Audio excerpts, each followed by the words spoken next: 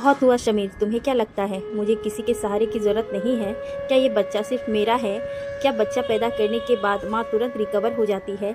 तुम्हें अंदाज़ा भी है प्रेगनेंसी के 9 महीने तरह तरह के बदलाव सहन किए, बदलते हार्मोन्स, चिड़चिड़ापन, उल्टी की शिकायत, उठना बैठना, चलना मुश्किल हो गया था। फिर भी माँ जी ने मुझसे आखिरी दिन तक घर के सारे काम कराए, पटले पर बैठ कर बर्तन धुलवाए, कपड़े चक्की चलवाई ताकि नॉर्मल डिलीवरी हो सके। मगर हुआ क्या, डॉक्टर ने अचानक सीजन कट बोल दिया। इतने काटने के बाद 10 दिन तक बिस्तर से उठना मुश्किल हो गया। उस पर भी बच्चे को फीड कराना एक बड़ा संघर्ष जैसा लग रहा है। उसका पेट नहीं भर पाती, अपने आप को दोष देती हूँ। रात भर सोता नहीं, सुसु पोटी से परेशान रहती हूँ। कहने को 30 दिन होने आए मगर कोई मेरे कमरे में मदद कराने नहीं आता। अरे यार, तुम्हें पता है ना कि मम्मी के नियम सूतक 40 दिन तक कोई भी कमरे में नहीं घुसेगा। वो तो आज मेरा मन मुन्ना को देखने का कर गया तो ऑफिस जाने से पहले आ गया। और तुम्हें पता है मम्मी के घुटनों में कितना दर्द रहता है। दोनों बहनें कॉलेज जाती है और फिर तुम कौन सी दुनिया की पहली औरत हो जिसने बच्चा पैदा किए है? हर औरत करती है और फिर थोड़ा बहुत तो तुम्हें सहन करना पड़ेगा ही। बड़ी लापरवाही से बोला। बिल्कुल सही कहा, मैं दुनिया की पहली औरत नहीं हूँ, पर क्या बच्चे की सारी जिम्मेदारी सिर्फ माँ की होती है? नहीं, वो तो पूरे परिवार की होती है। शायद ये बात आपको बताना आपकी माँ आपको भूल गई। और जब जिम्मेदारी आई तो किसी को दर्द तो किसी को नियम याद आए।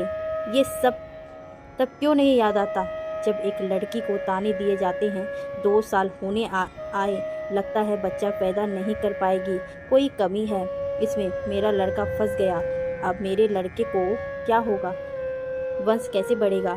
ये सब बोलने से पहले किसी को कोई नियम याद नहीं आते।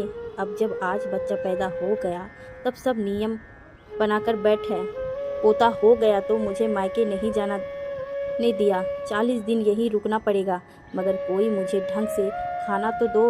लड्डू घी दूध, ऑपरेशन हुआ है कहकर नहीं देते। दूध की ताकत कहाँ से आएगा? बच्चा कैसे पनपेगा? कुछ नहीं तो मूंग की दाल, दलिया और 2 रोटी तो ढंग से दे दो।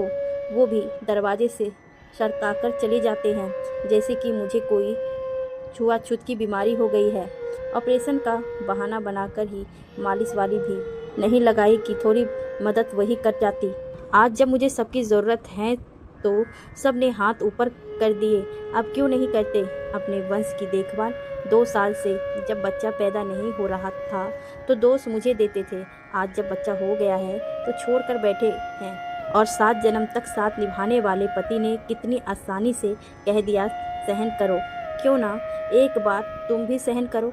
कुछ नहीं तो पेट पर 10 किलो का पत्थर बांध कर, फिर पता चल जाएगा सहन करना किसे कहते हैं। अगर 1 घंटे भी बांध कर रख लिया ना तो मेरा नाम बदल देना।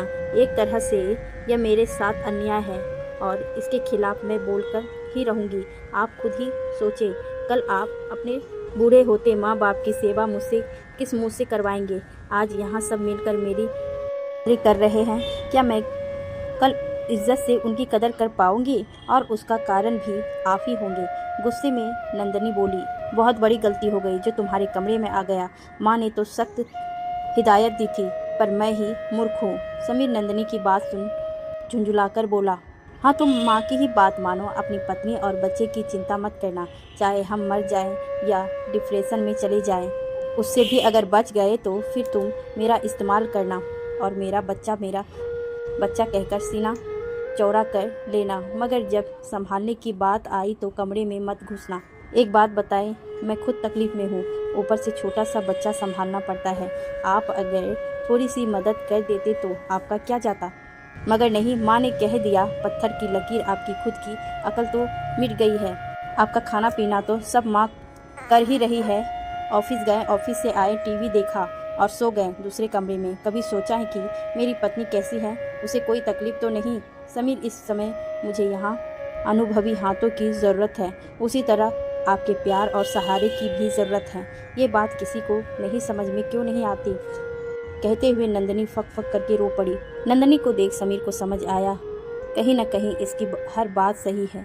बच्चा नहीं हो रहा था तब भी इसे मानसिक तनाव झेलना, बच्चा होने लगा तो मानसिक और शारीरिक तनाव झेला और अभी भी झेल रही है। यही अगर हम सब घरवाले मिलकर इसकी परेशानी बांट लेते तो आज ये इतनी चिड़चिड़ी ना होकर खुश होती, मगर नहीं, हम तो सिर्फ वंश बढ़ा गए, यही सोच सोचकर खुश है। अरे जब एक नया सदस्य बढ़ा है तो उसकी देखभाल और जिम्मेदारी भी तो सबकी बनती है। आखिर ये माँ बनी है, तपस्या इसकी है, मगर मैं भी तो बाप बना हूँ, माँ बाबूजी भी तो दादा दादी बने हैं। सच ही तो है, जिम्मेदारी हम सबकी है। फिर हम क्यों बच्चे का बोझ सिर्फ माँ पर डालकर फालतू के नियम कायदे बना रहे हैं। समीर ने तुरंत रोते हुए मुन्ने को गोद में उठाकर रसोई की तरफ बढ़ गया।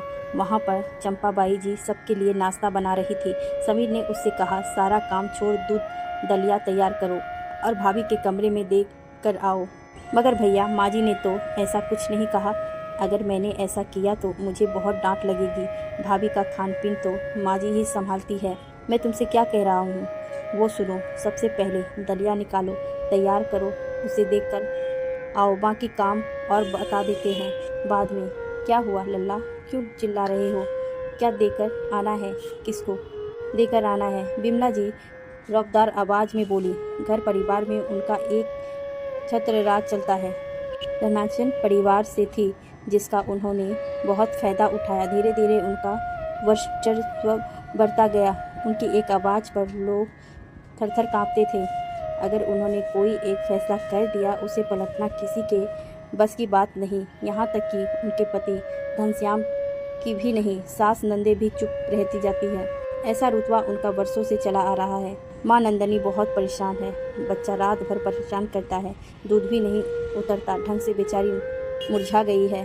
वाह बेटा, बड़ी चिंता होने लगी है पत्नी की, और माँ के सब नियम धन भूल गया। देखा, मैंने मना किया था ना, उसके कमरे में मत घुसना, और देख क्या हुआ। माँ से जवाब चलाने लग गया। और एक बात बता, मुन्ना को तू कमरे से बाहर लेकर क्यों घूम रहा है? सूतक लगा है, इसे कमरे में ही रहने दे। जा छोड़कर आ। और चंपा, तुम नाश्ता तैयार करो, उसके लिए रोटी और मूंग दाल की बाद में बनाना। मगर माँ, मैंने तो दलिया बनाने को बोला है, अभी उसे भूख लगी है। तुम चुपचाप ऑफिस जाओ, ज़्यादा घर के मामले में पड़ने की ज़रूरत नहीं है। नहीं, ये गलत है। आपको क्या लगता है उसे हमारे सहारे की ज़रूरत नहीं है? बहुत ज़्यादा ज़रूरत है, और मैं अब महीने भर की छुट्टी ले रहा हूँ। मुन्ना को मैं संभाल लूँगा और उसके खाने पीने का ध्यान मैं खुद रख लूँगा, और उसके कमरे में ही सोऊंगा, ताकि रात में मुन्ना परेशान करे तो मैं भी संभाल सकूं और वो थोड़ा आराम कर सके। वो मेरी पत्नी है, मगर अगर उसे कुछ हो गया तो आप समझ सकती है ना, मेरा और मेरे परिवार का क्या होगा? मुन्ना को कौन सा संभालेगा? माँ, बहुत हुए। आपके नियम सूतक में नहीं मानता। जहाँ किसी की जान चली जाए वहाँ ये सारे नियम फ़ायदे कानून भूल जाना चाहिए, बोल के नंदनी के कमरे में चला गया। अपने बेटे में आए अचानक परिवर्तन को देख बिमला जी घबरा गई। अगर यही नौकरी छोड़कर घर में पड़ जाएगा तो महीने का खर्चा कौन चलाएगा? यही तो मेरा कमाऊ पुत है, और उन्हें अच्छे से पता था वह अपनी बहू की जिम्मेदारी से बचने के लिए ही ऐसा कर रही है। जानबूझकर ही उसे खाना खाने को नहीं दे रही है, पैसा बचाने के लिए। मालिश वाली नहीं लगाई, बस कैसे भी कर कर सूतक के 40 दिन निकल जाए तो फिर से बहू को रसोई में झोंक देगी, यही सोचकर बैठी थी। मगर ये क्या, ज़्यादा अकर बताए तो बेटा बहू और पोता सब हाथ से चले जाएंगे। फटाफट चंपा से दूध दलिया तैयार करवाया और लड्डू तैयार करने के लिए सामान लेकर भुनने सेकने को बोल नंदनी के कमरे में पहुंच बोली, बहू सबसे पहले नाश्ता करो, जिससे तुम्हें ताकत आएगी, और दोपहर से मालिश वाली को बुलाया है, तुम्हारी और बच्चे दोनों की मालिश करेगी। और मैंने डॉक्टरनी से पूछ लिया है, ऑपरेशन में शुरू में लड्डू नहीं दे सकते, मगर कुछ दिन बाद शुरू कर सकते हैं। कल से तुम्हें लड्डू देना शुरू कर दूंगी, ताकि तुम्हें ताकत बनी रहे और मुन्ने को भी भूखा नहीं रहेगा। अच्छा लल्ला, एक काम कर, तू निश्चित होकर दफ्तर जा, मैं जच्चा और बच्चा दोनों को ही संभाल लूँगी, मैं कोई कमी नहीं रखूँगी। और प्रिया नीता को कॉलेज से आने दे, एक एक कर रात में यहीं सोने की ड्यूटी उनकी लगाऊंगी, ताकि मुन्ना रात में उठे तो बहू को परेशानी ना हो और वह आराम कर सके। ठीक है माँ, तुमने अच्छा निर्णय लिया है, मगर आज की तो मैंने छुट्टी ले ली है। कल रविवार है, 2 दिन तक मैं मुन्ना के साथ ही रहना चाहता हूँ। इतने दिन से इन दोनों के बारे में नहीं सोचा, मगर साथ रहकर इनका सहारा मैं भी बनना चाहता हूँ। नंदनी अचानक हुए इस बदलाव को देखकर आश्चर्य में थी और विमला जी अपने बेटे की बात सुन मुंह बिचकाकर कमरे से बाहर निकल गई। अब उन्हें भी समझ आ गया कि सही को सही और गलत को गलत कहने का समय आ गया है। दोस्तों, सहते रहने से बात नहीं बनती, कई बार बोलकर अपना दुख तकलीफ बताना होता है। इंसानी फितरत है, वो सोचता है हमें किसी के सहारे की ज़रूरत नहीं, मगर नहीं, ऐसा नहीं है। ज़रूरत सबको होती है, बस हम उसे स्वीकार नहीं करना चाहते, या फिर कई बार मजबूर होकर बोल नहीं पाते। मगर चुप रहने से स्थिति सुधरती तो नहीं है, इसीलिए एक बार बोलकर प्रयास जरूर करें, ज़्यादा नहीं तो कई थोड़ा तो आपको समझेगा, ऐसा मेरा मानना है। आपकी क्या राय है, ज़रूर बताइएगा। आशा करती हूँ आपको मेरी रचना ज़रूर पसंद आएगी। धन्यवाद।